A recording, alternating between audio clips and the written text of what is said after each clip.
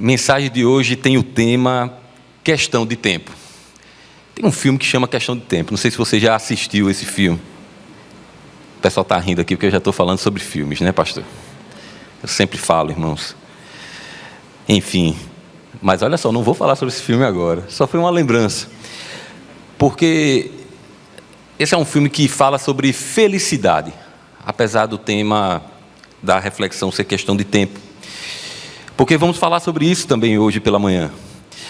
A felicidade ele é um desejo universal, irmãos. Quem é que não quer ser feliz? Né? Quem é que não quer ser feliz? Todos nós, em algum momento, buscamos sermos felizes. Mas deixa eu lhe perguntar, o que realmente significa ser feliz? Eu lhe perguntar hoje, meu irmão, minha irmã, o que significa ser feliz para você? Porque muitos associam, irmãos, a felicidade a momentos específicos, como um casamento perfeito. Casar é bom, né? É bom demais. É da minha esposa, está ali. É bom, casar é bom. Uma grande conquista profissional. É a isso que você atribui a felicidade da sua vida. Uma vida sem problemas. Já viu a pessoa falar assim, minha vida só vai ser boa, eu só vou ser feliz quando eu não tiver problemas. No entanto, irmãos, a primeira afirmação hoje pela manhã é a seguinte: a verdadeira felicidade não está vinculada a momentos, mas à maneira como vivemos o tempo que Deus nos dá. É assim que seremos felizes. Porque a gente vive numa sociedade, irmãos, onde o tempo parece escapar assim das nossas mãos. Eu não sei se vocês concordam, sabe? A gente meio que é pressionado a sermos felizes, assim, como se a felicidade ela fosse meio que algo que a gente tivesse que alcançar numa determinada linha do tempo. Não sei se você já percebeu isso, sabe? É como que alguém chega para você e fala: olha, você só vai ser feliz se você casar, você só vai ser feliz se você tiver o filho em determinado tempo, você só vai ser feliz se até aquele tempo você passar no seu concurso. É assim que muitas vezes a sociedade nos ensina sobre felicidade, irmãos. Mas a Bíblia, ela vai num caminho diferente. Ela ensina que a felicidade, ela não é algo que a gente vai alcançar assim, sabe, em determinado tempo específico, conquistando tudo que a gente deseja, aquilo que você, que nós desejamos, ou até as coisas que desejam para nós, irmãos, que aí também é um problema grave, que tem gerado ansiedades e ansiedade nas pessoas. Eu vi uma frase, não sei quem é o autor, que é a seguinte: a felicidade não é uma linha de chegada, ela é o próprio caminho. Ela é o próprio caminho. Porque a gente passa, meus irmãos, muito tempo focando no futuro, adiando a real felicidade. E aí você pode perguntar: que real felicidade é essa? Vamos tentar falar sobre isso hoje pela manhã. Porque sempre que a gente coloca uma condicional, irmãos, para realizar os nossos sonhos, para viver, com certeza algo não vai caminhar tão bem nesse caminho. Quando eu tiver a casa dos meus sonhos, aí eu vou ser feliz. Quando eu tiver isso ou aquilo, eu vou ser feliz. Irmãos, eu vou dizer, por muito tempo eu pensei assim. Nascido, criado na igreja, vai ao seminário, mas por muito tempo eu pensei assim na minha vida, que eu precisava ter algumas coisas para ser feliz. Deixa eu lhe dizer, fuja disso, porque essas condicionais, elas impedem a nossa felicidade. E a verdade é que a forma como a gente vai usar o nosso tempo, por isso a questão do tempo, revela a verdadeira natureza da nossa felicidade, irmãos. E o texto que vai nos ajudar com isso é o texto de Efésios, capítulo 5, versos de 15 a 17, um texto muito conhecido.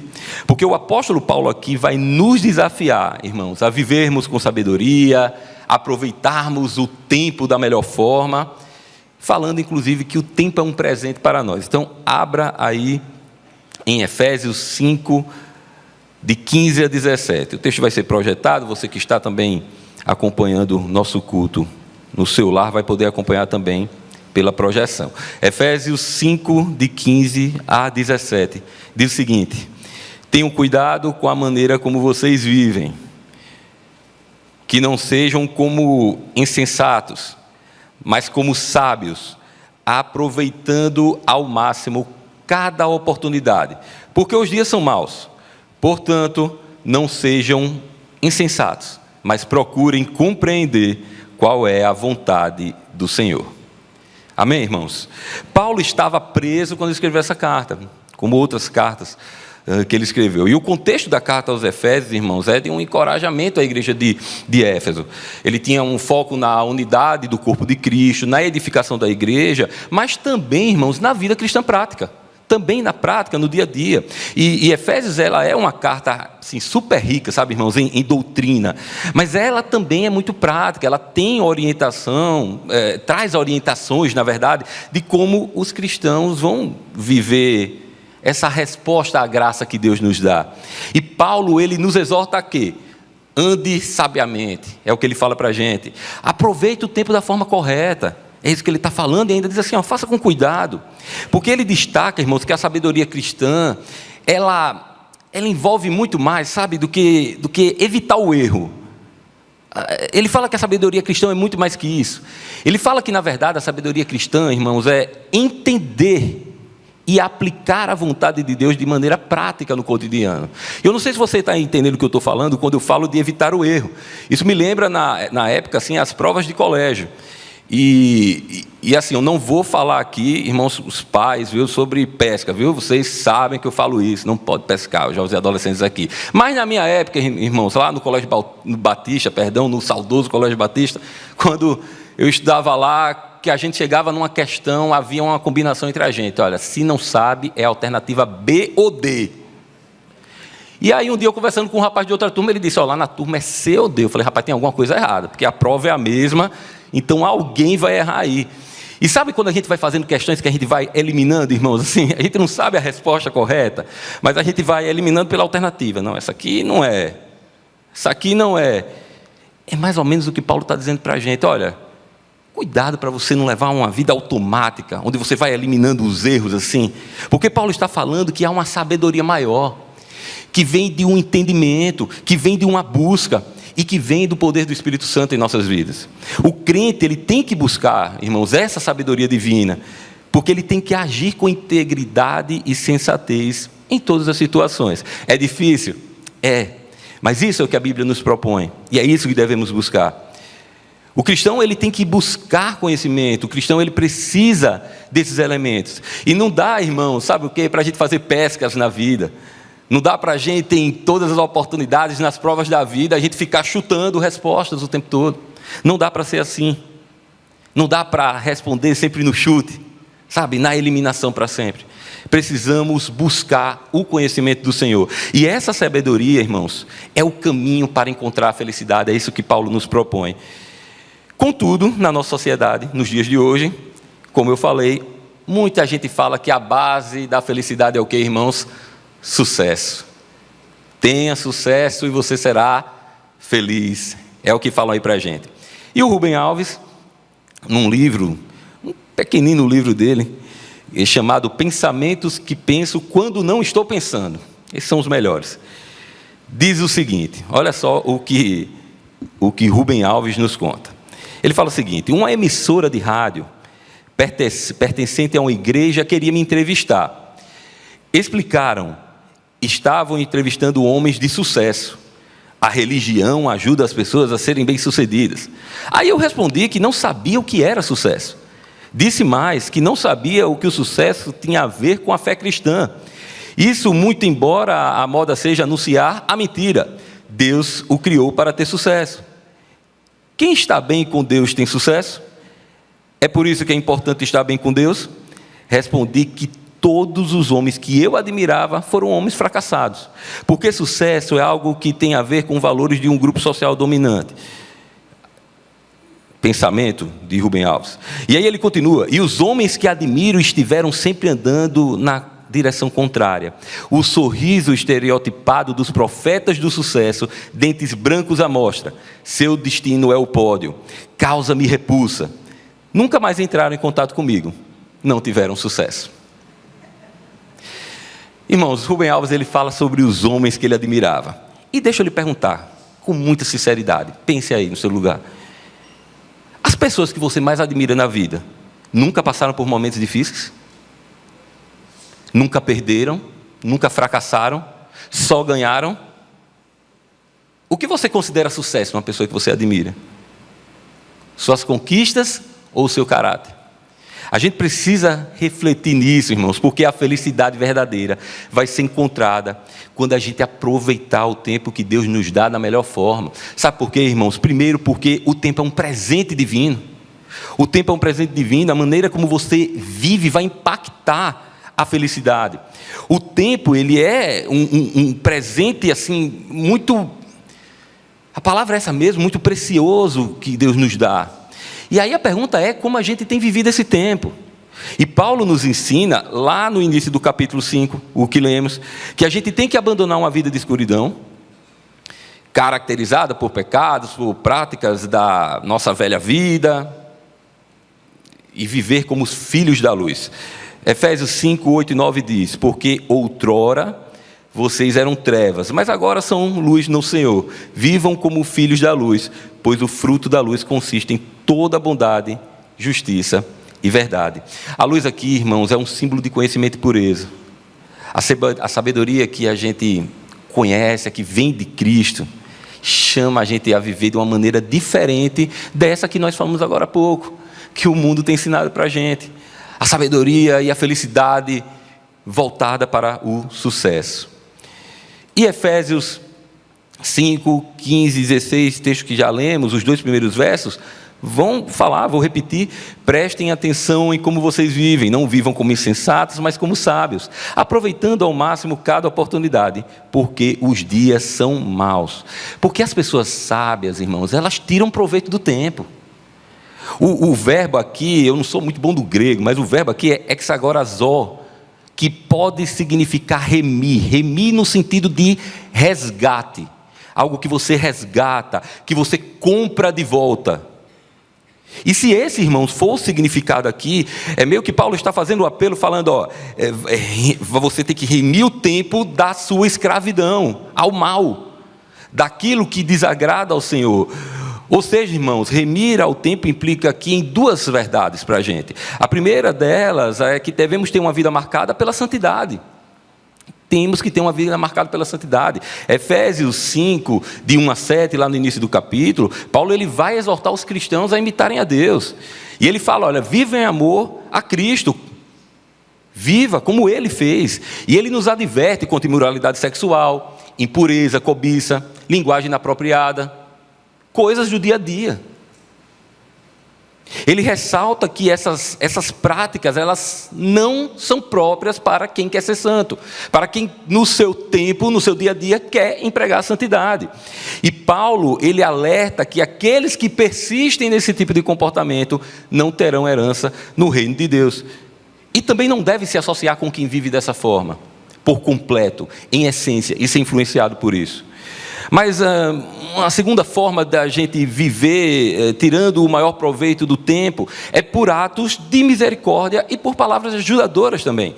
Porque lá em Efésios também, no versículo 21, 5 ainda, o capítulo, no verso 21, ele vai falar: sujeitem-se uns aos outros por temor a Cristo. O que torna ainda mais, irmãos, o caráter urgente é o caráter desses dias maus que vivemos, que ele fala lá no final do verso 16. Porque a sociedade, ela realmente age de outra forma em relação ao tempo. E sobre o tempo, inclusive, talvez os irmãos já saibam, mas vale trazermos isso. Importantíssimo hoje para a nossa reflexão. Nós sabemos que temos 2 tipos de tempo. O tempo cronos, que é o tempo cronológico. Cronos é o termo grego para isso, e ele vai se referir ali, né, ao tempo de maneira linear, quantitativa. Ou seja, o tempo cronológico, o sequencial, que está realmente se referindo ao fluxo contínuo do tempo, ao que a gente vive no nosso dia a dia, o passar dos segundos, dos minutos, das horas, dias, meses, os anos. Esse é o Cronos. Inclusive, eu estava falando de colégio aqui, e quando eu estava preparando isso, eu lembrei que não é para vocês fazerem isso também não, eu estou ensinando coisa que não dá, tá? Mas não façam isso não, viu? Não façam. Mas quando, na época do colégio, o pessoal estava muito na conversa, viu? Cadê Tia Laine, que foi nossa coordenadora, diretora lá. O pessoal lá, na resenha, naquela gritaria, o professor disse, rapaz, dá para me dar o tempo? O menino deu tempo, o relógio assim, ó, deu o Cronos para ela.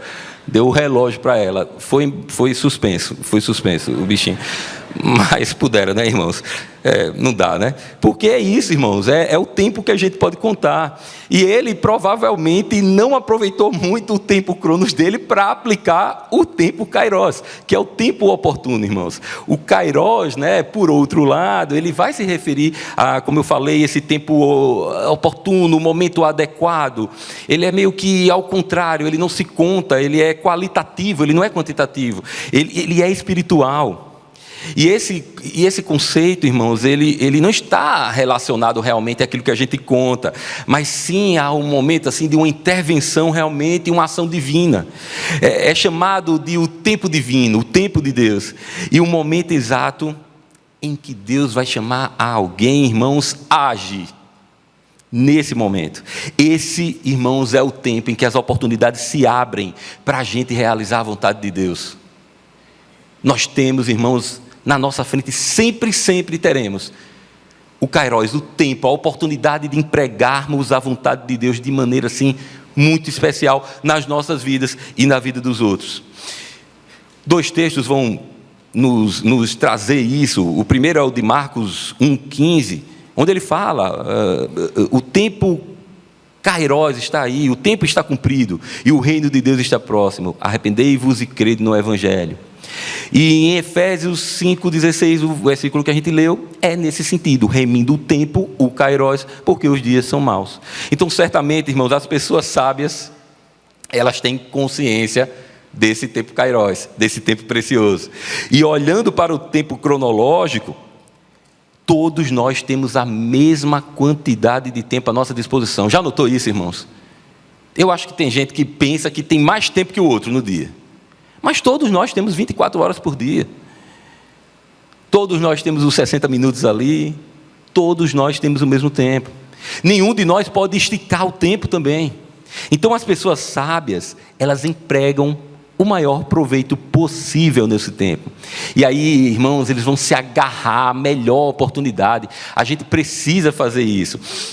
Eu estava lendo um comentário bíblico sobre Efésios, e lá dizia que alguém colocou um anúncio certa vez assim, da seguinte forma: foram perdidas ontem em algum lugar entre o nascer e o pôr do sol 2 horas de ouro, cada uma presa com 60 minutos de diamante. Nenhuma recompensa é oferecida, pois foram-se para sempre. Aí o Jonathan Edwards, que é filósofo, teólogo, ele foi instrumento de Deus num período do grande despertamento lá nos Estados Unidos, lá por volta de 1700, ele escreve o seguinte sobre isso. Ele fala assim, resolvido, nunca perder um só momento de tempo, mas sim tirar proveito dele da maneira mais proveitosa que eu puder. O tempo é precioso, irmãos, e a gente não pode perder tempo em usar o tempo da melhor forma. Sabe por quê? Porque o tempo não volta, irmãos.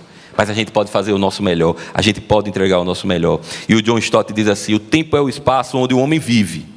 E Deus o chama a usá-lo de maneira sábia para realizar a sua vontade. E quando falamos agora, irmãos, da vontade de Deus, temos que falar que você vai aproveitar melhor o tempo quando você cumprir o propósito de Deus para a sua vida. É assim que você vai aproveitar melhor o tempo. É assim que nós vamos aproveitar melhor o tempo. Mudar o foco, irmãos, para viver de acordo com o propósito de Deus, nos dá sentido de viver. Esse é o ponto. O versículo 17 fala de Efésios 5. Portanto, não sejam insensatos, mas procurem compreender qual a vontade do Senhor. Pessoas sábias, irmãos, discernem a vontade de Deus. Pessoas sábias têm certeza de que, ao passo da própria vontade, vai viver uma vida insensata. A sabedoria, irmãos, pode ter gente que vai pensar que vai achar sem ser dentro da vontade de Deus, mas isso é impossível. O próprio Jesus Cristo orou, falando da sua relação com Deus Pai. Ele disse: não se faça a minha vontade, e sim a tua vontade. E no momento de sofrimento, irmãos, foi quando Jesus falou isso, e Ele nos ensinou a orar. Mateus 6,10, faça-se a tua vontade, assim na terra como no céu. Então, irmãos, nada é mais importante na vida do que usar o nosso tempo para descobrir e praticar a vontade de Deus. Nada vai ser mais importante, irmãos. O F.F. Bruce, comentarista bíblico, fala o seguinte: os cristãos devem aproveitar as oportunidades com sabedoria, pois o tempo não é apenas um recurso, ele é uma oportunidade para cumprir a vontade de Deus. E a sabedoria, irmãos, ela vem de um senso total de qual é o seu propósito aqui na sua vida. Porque você vai viver da melhor forma. Porque quem conhece, meus irmãos, a razão de viver, o propósito de viver no nosso Deus, esse vai começar a encontrar a felicidade. Aproveitar as oportunidades se baseando naquilo ao qual você foi criado, que é para a glória de Deus. Então, quando você entende que você é criado para isso, para a glória de Deus, você sabe que você precisa viver da melhor forma, da forma sábia, aproveitando, como disse Paulo, cada oportunidade para cumprir a vontade de Deus. E em um mundo, irmãos, onde o imediatismo é valorizado, a gente pode cair nessa armadilha que já conversamos, que é desperdiçar o nosso tempo com atividades que não vão agradar a Deus. E a Bíblia nos desafia a usar esse tempo com discernimento, meus irmãos, como nós já vimos. Gálatas 6,10, Paulo nos lembra: enquanto tivermos oportunidade, façamos o bem a todos, irmãos. Então, cada momento tem que ser vivido com esse propósito. Aquele que vive a vontade de Deus vai ser diferente, irmãos. Aquele que vive a vontade de Deus vai ser diferente. Você já assistiu um filme? Olha aí, voltou, viu? Voltou. Você já assistiu o filme A Vida é Bela? Filme clássico aí do cinema. Esse filme, ele tem uma cena em que o protagonista, o Guido, ele usa a criatividade dele, se você já assistiu, você vai saber, para proteger o filho dele lá dos horrores da Segunda Guerra Mundial. Eles estão em meio à Segunda Guerra Mundial mesmo, e o filho está em meio à guerra, e ele tenta protegê-lo de alguma forma. E ele usa realmente a criatividade. Em um momento lá de guerra, ele meio que simula uma brincadeira para que ele não perceba o que está acontecendo em volta dele. Ele cria um jogo para que ele não perceba essa realidade. Sabe, irmãos, aquele personagem eu lembrei imediatamente disso, porque ele me lembra que ele dedicou o tempo dele, em meio àquela dificuldade extrema, para fazer a diferença na vida dele, na vida do filho dele. Ele ofereceu, naquele contexto de guerra, esperança e amor para aquele menino, para aquele garoto. E tem uma frase que vai falar: a vida é bela. A frase dele no filme: a vida é bela, mesmo quando as coisas parecem difíceis. E essa frase, irmãos, reflete realmente que mesmo em meio a momentos difíceis, a gente pode viver com propósito, com significado, aproveitando melhor cada momento, como Efésios nos propõe. Porque quando a gente vive o propósito de Deus para as nossas vidas, a gente vai perceber que o tempo que nos foi dado é um tempo, irmãos, onde realmente podemos viver em meio a situações difíceis. Porque a nossa vida, irmãos, quando tem um propósito, esses propósitos, eles vêm de valores eternos. E aí a gente vai começar a olhar a vida de uma forma diferente. De uma forma muito diferente, irmãos. O controle das nossas vidas está no Senhor, aquele que nos deu a salvação.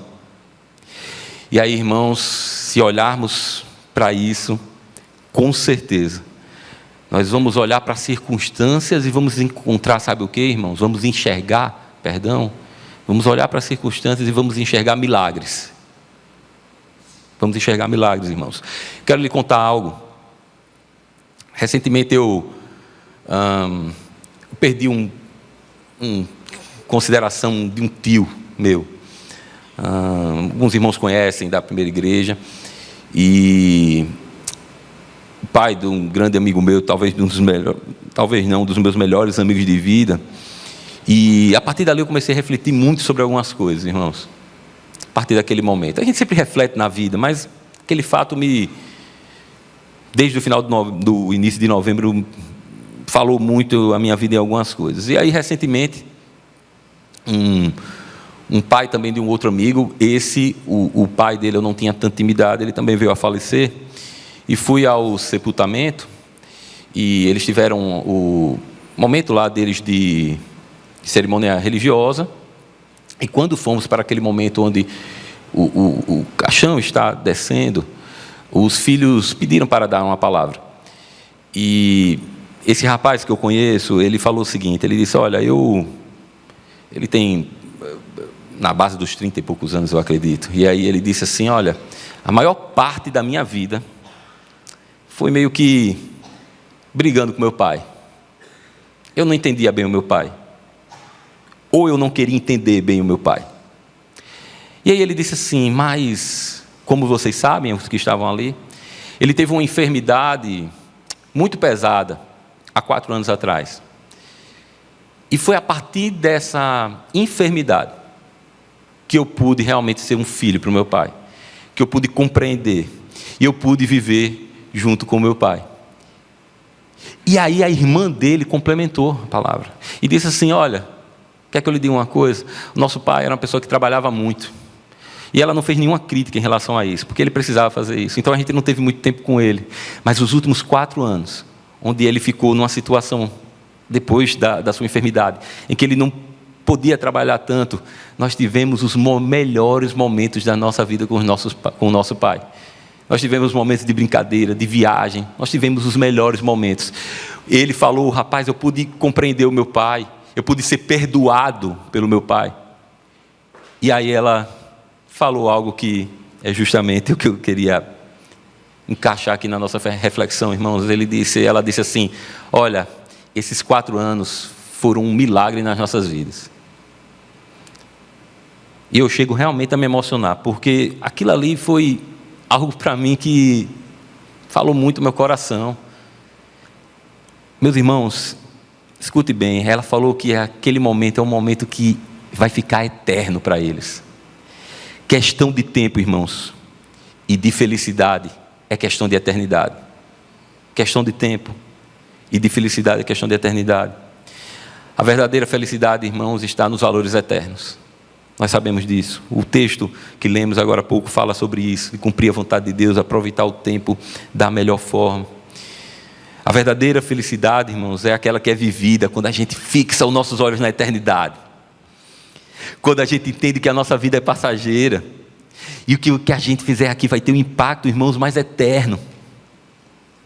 A nossa relação com o tempo cronológico não muda, mas a nossa relação, irmãos, com a eternidade, ela pode melhorar a cada dia. A sabedoria que Paulo fala aqui, irmãos, não é apenas sobre agir com prudência, mas é a de discernir e cumprir a vontade de Deus, que é o quê? Boa, perfeita e agradável. É perfeita, irmãos.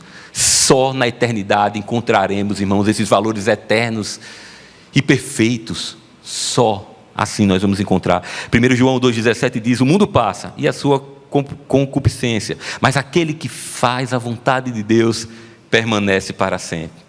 E hoje, o que é que a gente vive? Muitas pessoas obcecadas com aqui e agora, buscando o temporário. No entanto, a Bíblia vai nos ensinar, como vimos hoje pela manhã, a fixar os olhos na eternidade. Não está em momentos passageiros, irmãos. Em Romanos 12:2, ele vai nos lembrar que devemos buscar e experimentar a vontade de Deus, porque ela vai nos levar a ter uma vida plena e duradoura. E aí, irmãos, hoje pela manhã celebraremos a ceia do Senhor. Nesse momento, irmãos, nós olhamos para esses valores eternos. A gente sabe que a gente tem que aproveitar bem o nosso tempo, viver de acordo com a vontade de Deus. Sabe por quê? Porque o Senhor Deus é a fonte da verdadeira felicidade, irmãos. Quer encontrar felicidade? Encontre em Deus, não encontre em coisas. Somente o sacrifício, meus irmãos, de Cristo, somente o sacrifício de Cristo, somente no sacrifício de Cristo, é que a gente pode viver com a vida em forma plena e em propósito, irmão, e com propósito, perdão. A ceia, ela nos lembra desse maior ato de amor que foi o sacrifício de Cristo. Então, quando a gente está aqui, irmãos, ao tomarmos o pão e o vinho, a gente lembra que por meio da obra do Senhor, irmãos, a gente tem acesso à verdadeira felicidade. Essa é uma lembrança que temos também nesse momento, meus irmãos, de memorial. E aí? O que é que você tem feito com o seu tempo? O que é que você tem feito com o seu tempo? Temos empregado nosso tempo realmente para cumprir a vontade de Deus em atitudes, no serviço da casa do Senhor? Sabe qual é o meu desejo, irmãos? De verdade, é que você aprecie o caminho. Aprecie o caminho. Ame a Deus e seja feliz. Porque se você amar o Senhor Deus acima de todas as coisas, aí você será feliz. Nós seremos felizes quando fizermos isso. A verdadeira felicidade não está em momentos isolados, né, irmãos? Como vimos. Que possamos viver o nosso tempo da melhor forma, irmãos, para a glória do nosso Deus, encontrar a verdadeira felicidade. Eu encerro. Hoje eu vou pedir música no Fantástico, viu? De filmes, porque eu encerro com a citação do filme Terra das Sombras, baseado, sabe, irmãos, na vida de C.S. Lewis, esse filme, nos textos de C.S. Lewis. No capítulo 2 de um livro dele, A Anatomia de uma Dor. Esse texto, essa citação do filme foi baseado nesse livro dele. Diz o seguinte: Deus não nos criou para a felicidade, mas para amar a Deus e sermos amados por Ele. A felicidade, com um fim em si mesma, pode parecer que só será encontrada na próxima curva, no horizonte distante, no produto a ser adquirido, no prazer a ser encontrado, no objeto a ser consumido. Mas quando buscamos amar a Deus e ser amados por Ele em Cristo, encontramos a felicidade, o contentamento. Onde estamos, não precisamos mais de nada, basta. Amém, irmãos? Vamos orar. Obrigado, Senhor Deus, por esse dia. Obrigado pela oportunidade, Pai, de estarmos na Tua casa, Senhor Deus. Obrigado, Senhor Deus, porque o Senhor nos dá a oportunidade, Pai, de a gente viver esse tempo que a gente conta, Pai. Mas que nesse tempo, Pai, nós podemos viver para a Tua glória, Pai. O Senhor nos dá essa oportunidade, Senhor Deus. O Senhor enviou o Teu Filho para nos salvar, Senhor. O Senhor nos deu a oportunidade, Pai, de perdão, Pai. A Tua graça, Pai, nos resgatou, Senhor Deus. Que possamos, Pai, viver para a Tua glória. Que o nosso tempo, Pai, seja um tempo realmente, Senhor Deus, aplicado no tempo Kairos, Pai, no tempo da oportunidade, Pai, no tempo onde nós vamos buscar viver da melhor maneira possível, Pai, cumprindo a Tua vontade. Continua com a nossa igreja, Pai. Continua com cada irmão que está aqui, Pai. Continua, Senhor Deus, com aqueles que estão conosco, Pai, também, seja onde estiverem, Pai, assistindo, cultuando com a gente na internet, aqueles que não puderam vir essa manhã, o povo de Deus espalhado na terra, Pai, que o povo de Deus espalhado na terra possa ser feliz em Ti, Pai, feliz do Teu amor, Pai. Com muita sinceridade eu faço essa oração, Pai, que possamos ser essa igreja, Senhor Deus, essa igreja que vive para a honra e glória, Pai, do Teu nome, vivendo o Teu propósito. Muito obrigado por tudo, em nome de Jesus, amém.